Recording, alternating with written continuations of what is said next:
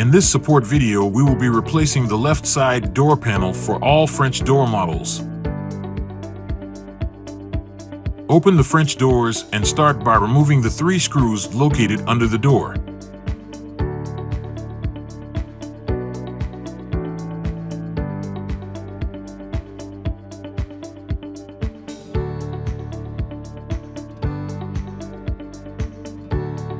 Remove the top screws.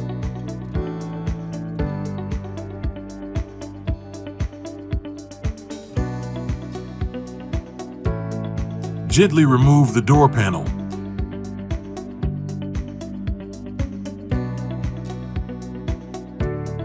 With your new door panel, align it into position and screw into place.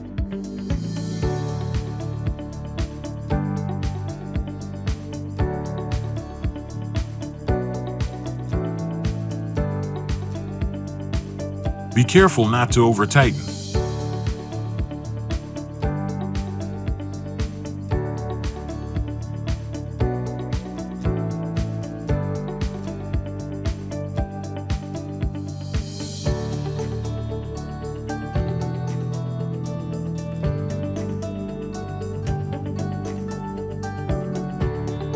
This completes the installation.